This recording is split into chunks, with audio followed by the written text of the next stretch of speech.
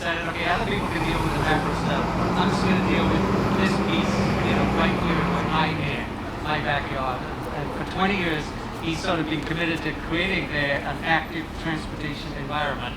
20 years before anyone had ever heard the term active transportation. So I'm delighted that we're here in his backyard. He's here with us today. This is Mr. Swan Island, Lenny Anderson.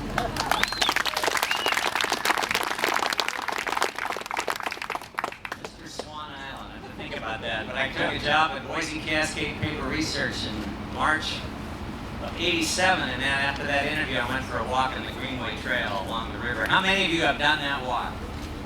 Okay, great.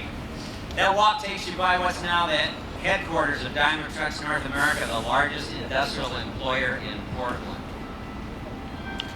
There's 600 people down here building Western Star trucks. There's 800 people in the corporate headquarters designing the next generation of over-the-road trucks. And they have scored in the top 10 of the Bike Commute Challenge almost every year in the last half dozen years. Woo! The senior vice president for engineering, who reports to Stuttgart, bikes in from Beaverton. The project manager for the design of the Cascadia truck, which is the new over-the-road Freightliner nameplate truck that you're beginning to see, a PhD from France, rode in illegally on the Ash Grove Cement Road every day. And when there was a problem, he called me, because I've been running the Swan Island TMA for about 10 years. He called me like I could just call up the railroad and say, hey, we got to get the bikes moving on the cement road. It's not an either or. It's got to be a both and. You got to have engineers to design a product that somebody wants to buy before you got to worry about moving it. And those engineers need to go out and go for a walk. I went for a walk every day doing research for a paper company. And after staring at the screen for a couple hours, you needed to get out to take another look and to figure a technical problem. I made the paper machine in St. Helens, #2 paper machine, stay in business by walking up and down the trail. It doesn't, you don't think it connects, but it does, because it's innovation and creativity and education that drives our economy. You hope for congestion. Because if you don't have congestion, it's 1982 all over again and everyone's leaving.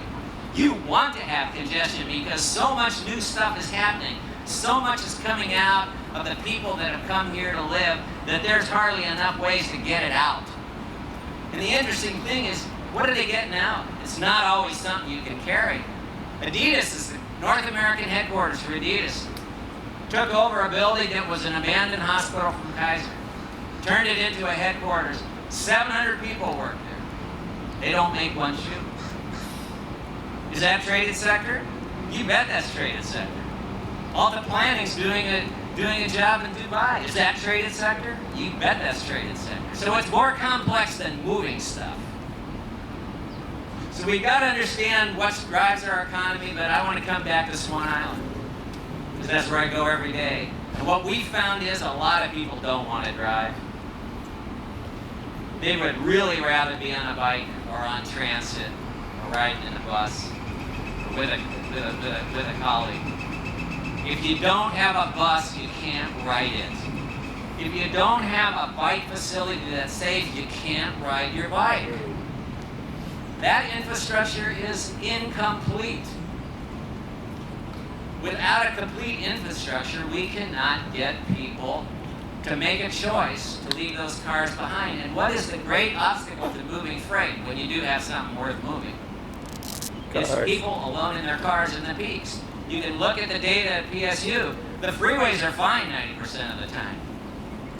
It's in the peak hour direction that you have a problem, and those are people, and the majority of those vehicles are people alone in their cars because they don't have a choice. And there's enough of them that we can capture them, and that's what we've done for 10 years on Swan Island.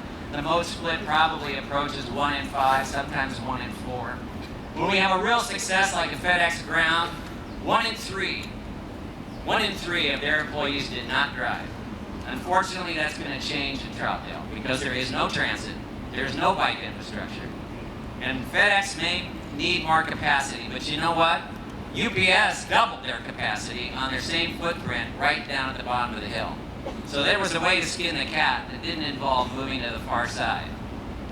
And I want to just say one more thing about the shipyards. The shipyard's building barges right now. You can see it under construction. That is in their old parking lot.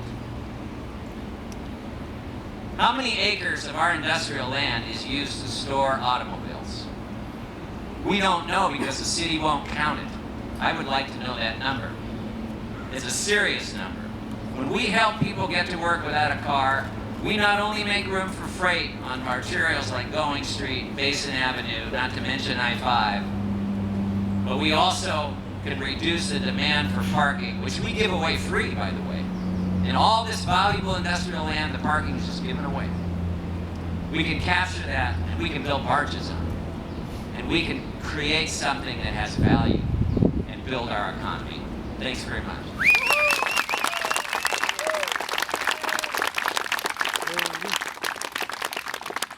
Thank you, Lenny. Don't you wish every neighborhood in Portland had a Lenny Anderson? We'd all be a lot better off. So,